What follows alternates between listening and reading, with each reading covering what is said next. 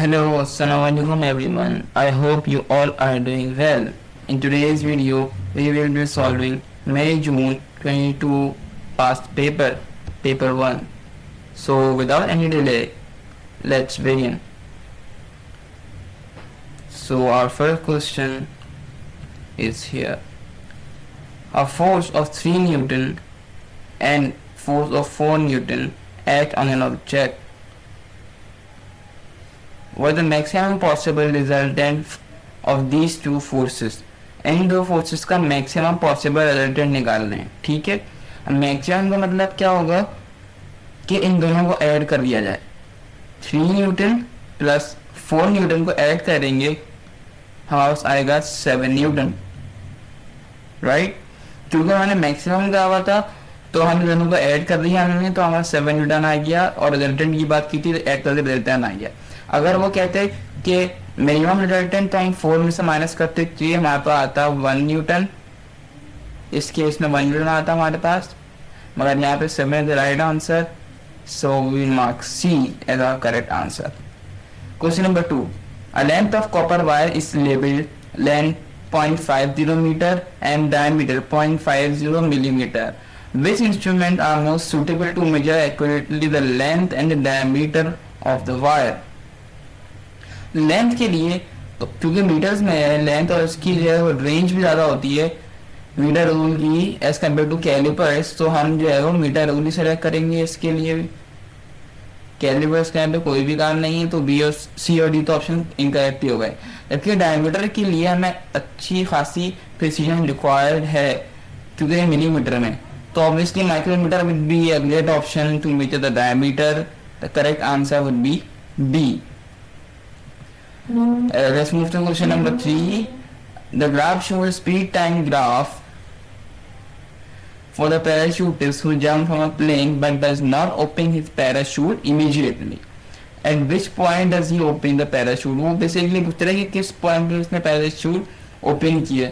अब A से देखिए, अगर B पे देखें तब तो फ्लैट डाउन है, तो उसका मतलब क्या है, एक्सेलरेशन 0 है. बिकॉज स्पीड टाइम ग्राफ का एरिया अंडर द ग्राफ क्या होता है, acceleration. Got it. A is incorrect. अच्छा, बी पे देखिए, बी के बाद जो है जैसे ही बी पॉइंट आया उसके बाद थोड़ी सी जो है वो लाइन इस तरह आ रही है, तो हो सकता है कि उसने बी पर ही खोला हो, क्योंकि उसके बाद सी पर है वो टर्मिनल वेलोसिटी है. ठीक है, टर्मिनल वेलोसिटी वो पूछ रहा, टर्मिनल वेलोसिटी भी वो नहीं पूछ रहा, वो डी नहीं पूछा है, डी पे है डिसेलेरेशन. सही है, तो इस तरह सी और डी का मैंने एलिमिनेट कर दिया है. जबकि बी जो ऐसा पॉइंट है उसके बाद टर्मिनल वेलोसिटी शुरू हुई है और जो है वो इसने ओपन किया पैराशूट, तो B will be the right answer. Question number 4, a good question. A 60 kg passenger, पहले तो मास लेवल कर लेते हैं, enter the stationary lift. The gravitational field strength is 10 newton kg. उसने ग्रेविटेशनल फील्ड स्ट्रेंथ दे दी है. How much force does the floor of the lift, वो बात कर रहे हैं फ्लोर की, exert on the passenger when the lift accelerates upwards at 2 metre पर सेकेंड. यहाँ दे दी है एक्सेलरेशन, जब 2 मीटर पर सेकेंड की एक्सेलरेशन हुई तब कितनी फोर्स लगी, यानी नॉर्मलाइजेशन फोर्स का जो कॉन्सेप्ट है वो लग रहा है. फॉर एग्जांपल यहाँ पे हम बनाते हैं लिफ्ट और इसके अंदर कोई भी पर्सन है हमारा. ठीक है, तो जो नीचे की तरफ फोर्स लग रही है दैट इज वेट. ऑब्वियसली ऊपर की तरफ जो फोर्स लगेगी वो लगेगी normal reaction force.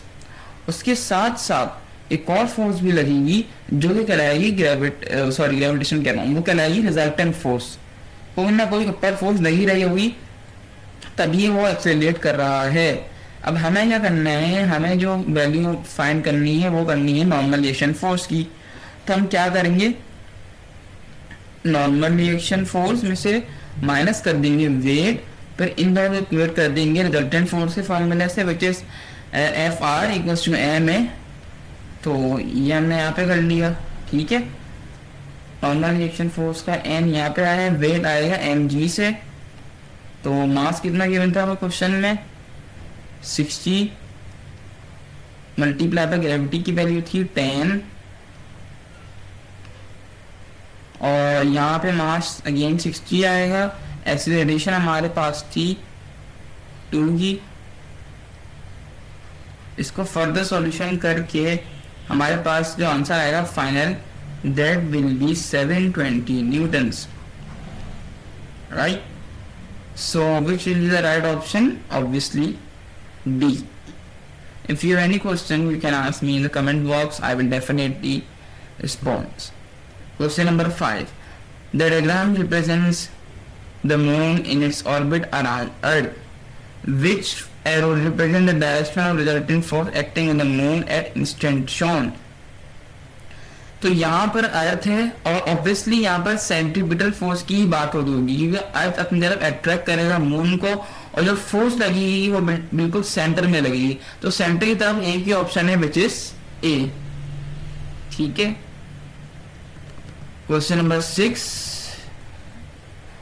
A measuring cylinder containing water is placed on a balance. A stone is placed into the water. The diagram shows the reading on the balance and on the measuring cylinder. ठीक है। अब वो question है कि what is the density of stone?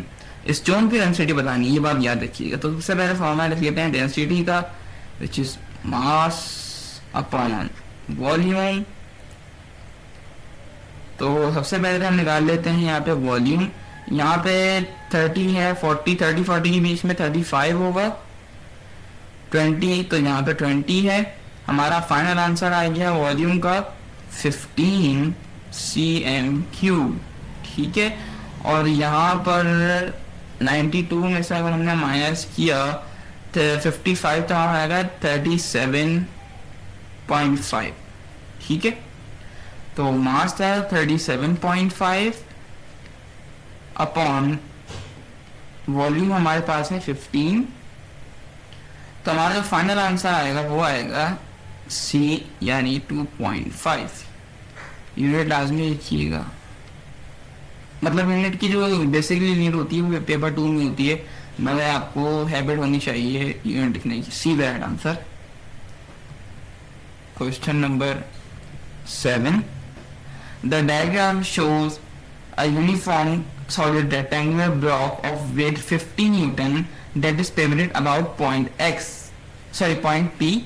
Point P ये है, यानी ये जो डॉट दिख रहा है this is our pivot. The height of the block is 40 centimeter. 40 centimeter की height है. The base of the block is 8 centimeter wide. Base 8 centimeter wide है.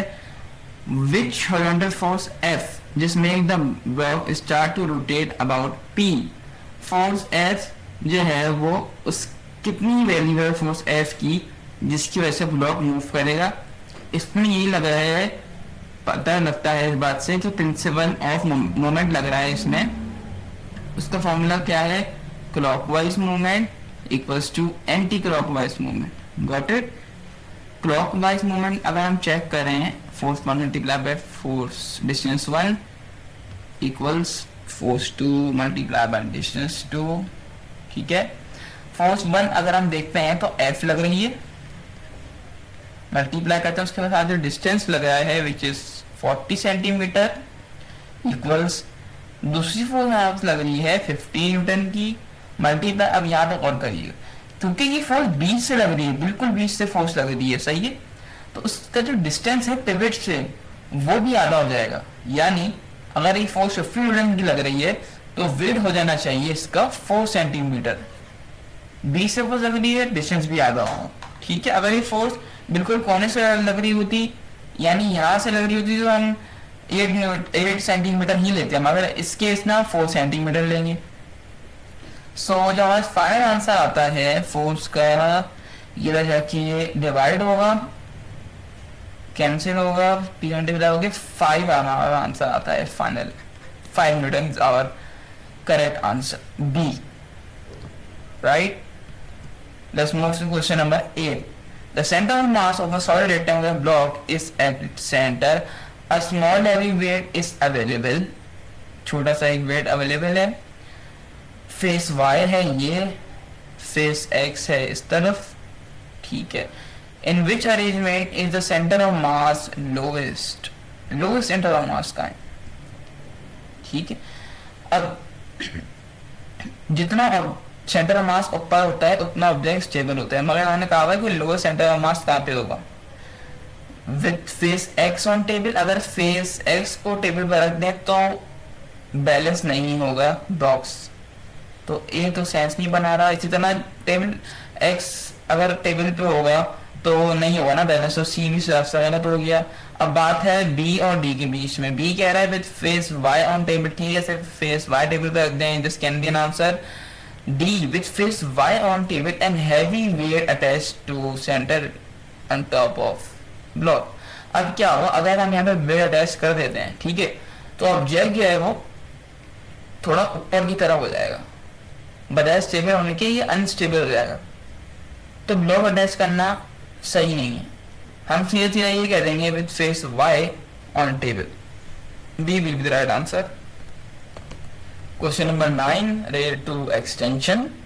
The graph shows how the extension of a spring depends on the force applied. Which point is the limit of proportionality?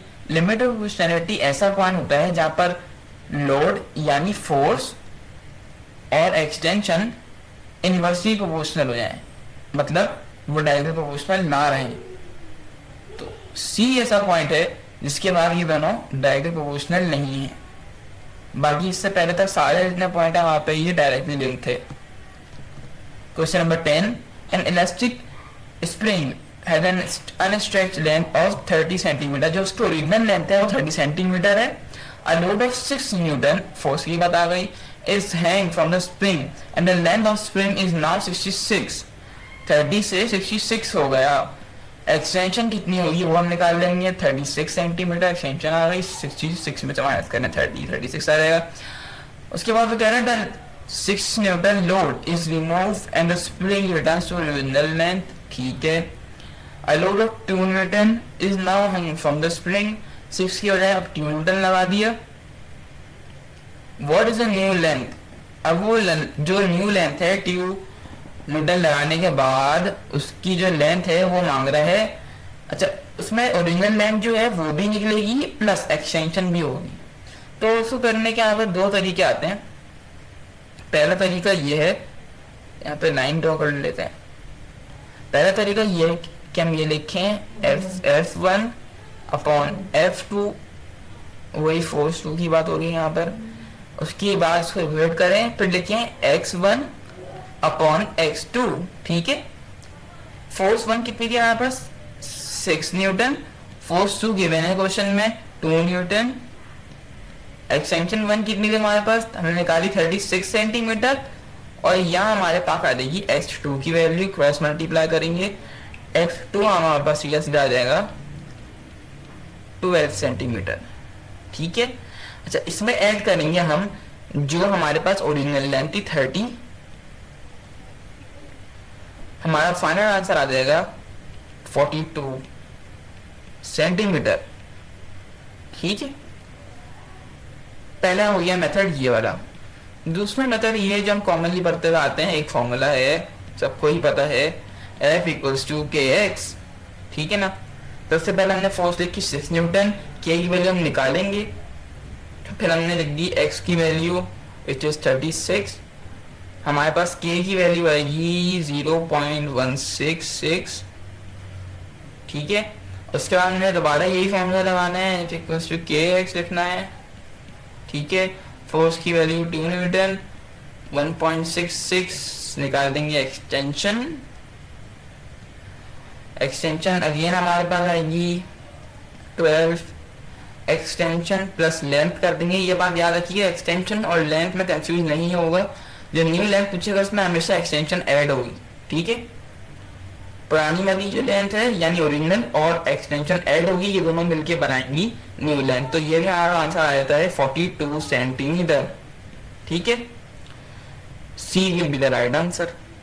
Let's jump to question number 11. A barometer is an instrument used to measure atmospheric pressure. In one type of barometer, the height of a liquid in a tube is measured, ठीक है। In which diagram does the height S represent atmospheric pressure?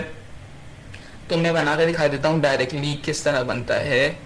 यहाँ पे हमारे पास एक tube type structure होता है इस तरह से, और उसके बाद यहाँ पे लिक्विड होता है, और इस जगह पे हमेशा, यहाँ पर हमेशा वैक्यूम होना चाहिए, वैक्यूम के अलावा कुछ भी नहीं होना चाहिए, ठीक है।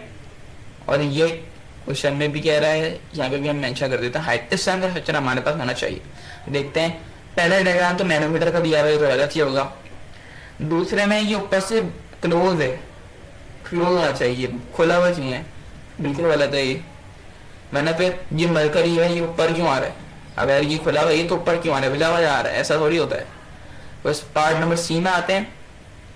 अच्छा, यहाँ पे एयर है, एयर से हाइट तो आ जाएगी, मगर हाइट जो है वो इनकरेक्ट आएगी, करेक्ट आंसर हमारे पास नहीं आएगा। जैसे मैंने पहले ही बताया, यहाँ पे होना चाहिए वैक्यूम, तो यहाँ पे नहीं है। अच्छा, डी पार्ट बचा ऑब्वियसली, यहाँ पे वैक्यूम भी है, this will be right answer, ठीक है। क्वेश्चन नंबर 12 पे आते हैं, मैनोमीटर। अच्छा, ये तो मैनोमीटर से रिलेटेड क्वेश्चन है, मैनोमीटर हमारे सिलेबस से हट चुका है, इसका यहाँ पे कैंसिल कर देते हैं। 13 पे जंप ऑन करते हैं। Which device provides a continuous steady energy output for longest time period? Nuclear reactor. सही है, न्यूक्लियर रिएक्टर है, क्योंकि चेन रिएक्शन होता है तो ये कर सकता है। सोलर पैनल सही, 1.5 वोल्ट का सेल नहीं है तो खत्म हो जाता है। Ben generator. अच्छा, असल में बी और डी में क्या है कि ये दोनों हमारे पास गारंटीड नहीं है, ये कभी भी एंड हो सकते हैं, ठीक है। जैसे कहीं भी अनायर विंड नहीं रह सकती, भले वो विंडी एरिया ही हो, कहीं ना कहीं विंड जो है वो रुक जाएगी। इसी तरह सोलर पैनल का क्या है कि रात के टाइम थोड़ी सनलाइट होगी, रात के टाइम सनलाइट नहीं होगी हमारे पास, तो बीबी हिसाब से गलत होगी। न्यूक्लियर रिएक्टर में जो है हमारे पास रहेगा लॉन्गेस्ट टाइम तक। 14, a load is pulled by a rope attached to a motor. The resultant force exerted by a rope on the load is shown in the diagrams. In each diagram, the load moves in the direction of the force, ठीक है, and takes 10 seconds. Important चीज, travel 1 meter, important चीज। In which diagram does the motor work with the greatest power? सीधा power का formula लगा देंगे। अच्छा, यहाँ पे हमारे पास है फोर्स, तो मैंने टाइम बताया था क्वेश्चन में 10 सेकेंड्स का। हम क्या करेंगे, पावर का फॉर्मूला लगा देंगे, power equals to work done upon time, ठीक है। अब वर्क डन यहाँ पे खुद ही दे दिया 12 और टाइम कितना दे दिया मैंने, 10। आंसर आएगा 1.2, सही ना। इस तरह हमारे पास पावर आ गई। यहाँ पे भी हम ये चीज करेंगे, 8/10.8, बाकी तो ऑप्शन में भी करेंगे, मैं डायरेक्ट लिख रहा हूँ। 10/10 1 आ गया, 4/10.4 आ गया। तो सारे पावर कहाँ पर है, ए में ना, is right answer. Question number 15, the electrical energy supplied to a candle is 600 kilo joule. जो टोटल एनर्जी है वो इतनी है, ठीक है। Of this energy 45 is transfer in surrounding, मतलब इतना से सारा ही हुई। And 50 kilo joule is used to heat the casing of candle, ये भी तरफ आया हुई। तो हम क्या करेंगे, 45 में ऐड करते हैं, अगर हम 15, हमारे पास आ जाता है 60। इतना जो है हमारे पास अमाउंट वेस्ट होता है। बाद में कह रहे थे remaining energy used to heat the water, जो यूजफुल होगी वो ऐसी बात है वाटर को करने के लिए इस्तेमाल होगी। एफिशिएंसी पूछ रहे हैं बाद में, तो एफिशिएंसी हमने फॉर्मूला क्या पढ़ा था, useful input energy upon total output energy, ठीक है। मल्टीप्लाई कर देंगे 100 से। अभी देखते हैं 540 हमारे पास रहेगी, जब हम 60 माइनस करेंगे, यहाँ पे 60 ही रहेगी। आंसर आता है हमारे पास 0.9। मल्टीप्लाई 100 इसलिए नहीं किया क्योंकि मैंने फ्रैक्शन में नहीं मांगा, तो हम डायरेक्ट डेसिमल में दे देते ना आंसर, भी आ गया आंसर, ठीक है। जितना वेस्ट हुआ उसको हमने निकाल दिया, जितना बचा वो यूजफुल हमारे पास एनर्जी डिवाइड कर दी जितनी हमें क्वेश्चन में दी हुई थी टोटल से। तो यहाँ पर एफिशिएंसी आ गई। Question number 16, how is heat energy transferred through the vacuum of space. अच्छा, वैक्यूम की बात कर रहे हैं, ये बड़ा की पॉइंट है हमारे पास। To sun to moon surface. अब वैक्यूम में एक ही चीज होती है और कुछ भी नहीं होता है, वो है रेडिएशन। ये मैंने आपको पता होनी चाहिए। Radiation only occurs in vacuum. उनको वैक्यूम या मीडियम की जरूरत नहीं होती, मीडियम के बगैर ही ट्रैवल कर लेते हैं। तो radiation only will be our answer. Question number 17 is about boiling water. A metal cube contains boiling water. Each vertical face is cube is painted with a different color और है different texture। ठीक है, thermometer भी दे दिया है यहाँ पर।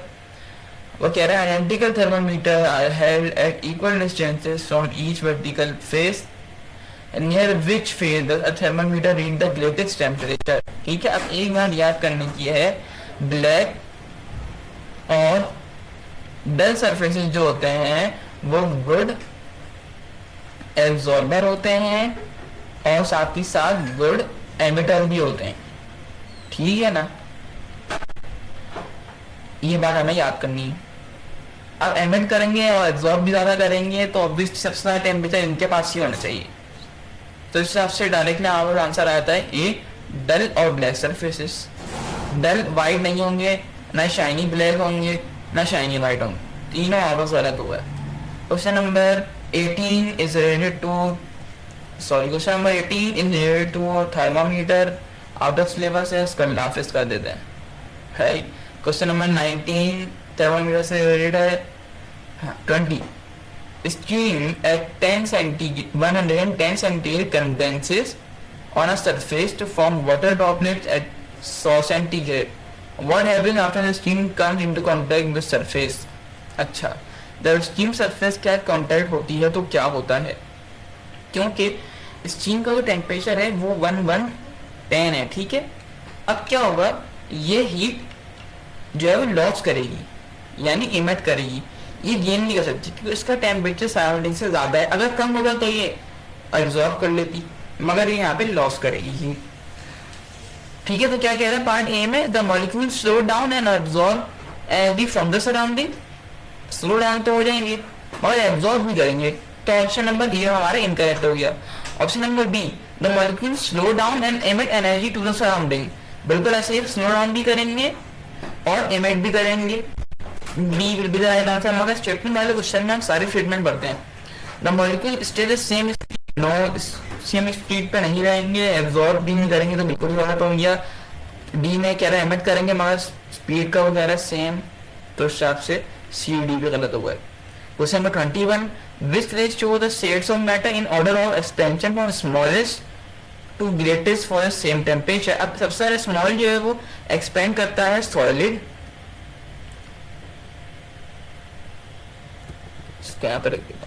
सबसे ज्यादा कम एक्सपेंड करता है सॉलिड, देन लिक्विड, उसके बाद गैस। अब सारा कंज्यूम करता है क्योंकि इसकी इंटरमॉलिक्यूलर फोर्स बेसिकली बहुत ज्यादा स्ट्रांग होती हैं और लिक्विड की इससे कम होती हैं, और गैस की सबसे कम इंटरमॉलिक्यूलर फोर्स होती है जिसकी वजह से वो फ्रीली मूव कर रही होती हैं। तो सॉलिड लिक्विड गैस बनता है डी में, D is the right answer. Question number 22, which law describes the boiling and evaporation of a liquid? Boiling में बबल्स फॉर्म होते हैं और बॉइलिंग पर्टिकुलर टेम्परेचर पे होता है। यहाँ पे लिखा हुआ है only occurs at one temperature. ठीक है, एवापोरेशन की बात हो रही है। एवापोरेशन तो वन टेम्परेचर पर ही होता है। Evaporation produces cooling effect. Yes, cooling effect होता है एवापोरेशन में। तो इस हिसाब से हमारे पास आंसर हो जाएगा बी, क्योंकि evaporation occurs at one temperature. वाली बात ठीक है मगर ज्यादा सेंस बना रही है ये कि इसके पास कूलिंग इफेक्ट होता है, क्योंकि इस तरीके से होता है कि जब जो पार्टिकल्स होते हैं या मॉलिक्यूल होते हैं जिनके अंदर स्टैटिक एनर्जी ज्यादा होती है वो एस्केप कर जाते हैं। ठीक है, नीचे रह जाते हैं जिनकी स्टैटिक एनर्जी कम होती है। इसकी वजह से एवरेज टेम्परेचर जो है वो डिक्रीज हो जाता है। एवरेज टेम्परेचर डिक्रीज होने की वजह से एवरेज काइनेटिक एनर्जी डिक्रीज हो जाती है। तो फिर इस वजह से इट प्रोड्यूसेस कूलिंग इफेक्ट। ठीक है, क्वेश्चन नंबर 23 पे आते हैं। A hair dryer is used to blow air across the surface of water in a beaker so that the water evaporates. ठीक है, what increases the rate of evaporation of water? Rate of evaporation कैसे बढ़ता है, उसके factor याद किया था हमने, जिसमें से एक फैक्टर यहाँ पे सीधा सीधा हमें दिख रहा है सरफेस एरिया वाला, सी भी दिख रहा है आंसर, बाकी कोई भी फैक्टर नहीं है, ये बात फैक्चुअल है। ठीक है, क्वेश्चन नंबर 24 पे आते हैं। द डायग्राम शोज अ रे PQ, ठीक है, PQ reflected by mirror X, mirror X ये रहा, to parallel mirror Y, mirror Y ये रहा हमारे पास। The reflective ray along RS ये रहा, इस पैरेलल टू PQ, बिल्कुल ऐसे ही है, RS पैरेलल है PQ के। वो पूछ रहा है which statement is correct. The angle between PQ and RQ is 45, नहीं, PQ और RQ के बीच में जो एंगल हमारे पास आता है ये है 90। अलबत्ता इसको हम डिवाइड करेंगे, यानी अगर हमने मानी नॉर्मल तो ये एंगल भी 45 हो जाएगा, ये एंगल भी 45 हो जाएगा, ये बात तो सही है, मगर PQ के बीच का एंगल 90 तो नहीं है। इसी तरह 90 में से 45 माइनस करेंगे तो ये 45 आ जाएगा। ठीक है, इसी तरह आगे बढ़ते हैं, आगे भी ऐसी बात ही है। The angle between QR and RS is 180, नहीं वही बात आ गई, फिर 90 है भाई। इसको भी ऐसे कर लेते हैं कि 90 में तो 45 जब जाएगा तो यहाँ पर भी 45 बचेगा और ये भी 45 होगा। गॉट इट, ये अभी तो गलत होगा। The angle of incidence of PQ on mirror is 60, PQ 45 है, 60 तो हमने नहीं पढ़ा। एंगल ऑफ इंसिडेंस ये हो जाएगा ना नॉर्मल, और इंसिडेंट रे के जो बीच में एंगल होता है वो एंगल ऑफ इंसिडेंस होता है। सी भी गलत हो गया, 45 है हमारे पास। The angle of incidence of QR on mirror Y is 45, yes, ये जो एंगल है QR का ये 45 है मिरर Y, तो बिल्कुल ठीक कह रहा है, D is the right answer. Let me mark it. Alright, let's move to question number 25 about converging lens. An object is moved through a thin converging lens. The diagram shows the path of two ways from the top of the object to an eye. Object है, converging lens है, रे पास हो रही है, वो क्या कह रहा है, how does the image compare with the object? Object यहाँ पर है, इस तरह जा रहा है, जबकि इमेज इधर जा रही है, इधर मीट नहीं कर रही। ठीक है, अब इमेज इधर मीट करती है, हम कह देते हैं कि इमेज इन्वर्टेड है, ठीक है ना। अब इमेज मीट कर रही है पीछे की तरफ, तो इसका मतलब हो गया कि भाई इमेज हमारी अपराइट है, क्योंकि हमें पीछे, जब भी इमेज पीछे जाए तो इसका मतलब अपराइट है। अब हम इसको करते हैं एलिमिनेशन मेथड से। अपराइट और अपराइट वाले ऑप्शन बिल्कुल ठीक होंगे, इन्वर्टेड बड़ा या गलत, ए और सी गलत। अब इमेज लार्जर होगी, स्मॉलर होगी, देखिए आप खुद एनालाइज करें। ऑब्जेक्ट छोटा है, इमेज यहाँ बनेगी, ठीक है, इमेज ऐसी बात है बड़ी है ना ऑब्जेक्ट से, तो image is larger and inverted, वही गलत बात होगी। Image is larger and upright, yes, B is right answer. ठीक है, डी और सी में जो स्मॉलर लिखा है वो तो वैसे गलत हो जाएंगी। क्वेश्चन नंबर 26 पे आते हैं। Violet and indigo light have the shortest wavelength in the spectrum of visible light with three colors in increasing of wavelength immediately follow indigo। मैंने चीज याद कराई थी पहले भी, इसको याद कर ले, वेव गियोर, ठीक है। जब एरो ऊपर जाएगा और नीचे आएगा, जब एरो ऊपर जाएगा तो हमारी यहाँ पर होगी हाईएस्ट फ्रीक्वेंसी, यहाँ पर होगी हमारी लोएस्ट फ्रीक्वेंसी, फ्रीक्वेंसी का एफ लिख रहा हूँ यहाँ पे, बस यहाँ पे होगी लोएस्ट वेवलेंथ, इसी तरह यहाँ पर होगी हाईएस्ट वेवलेंथ, ठीक है। ये दोनों देखिए ना कॉरस्पॉन्डिंग जो है वो मैच हो रहे हैं। वेवलेंथ का डब्ल्यू और एल यहाँ पे लिख रहा हूँ, ठीक है। अब वो पूछ रहे हैं इंडिगो की बात, तो इंडिगो के बाद क्योंकि यहाँ पे वेवलेंथ इंक्रीज हो रही है, डाउन द रोड इंक्रीज हो रही है वेवलेंथ, तो इंडिगो के बाद सबसे पहले आ रहा है ब्लू, सी और डी का ऑप्शन गलत हो गए। ब्लू के बाद आता है ग्रीन, ठीक है, यहाँ दोनों, यहाँ पर भी ग्रीन ग्रीन है, और इसके बाद आता है हमारे पास येलो और फिर ऑरेंज, ठीक है। पहले आ रहा है येलो, उसके बाद आ रहा है ऑरेंज। तो येलो पहले आ गया तो बिल्कुल इंडियो के बाद और येलो भी आ गया, ऑरेंज बाद में आ रहा है, ठीक है। तो येलो वाला ऑप्शन आता है ठीक होगा। तो जिसको ये वाली चीज याद है उसका क्वेश्चन आराम से सॉल्व हो जाएगा, ठीक है।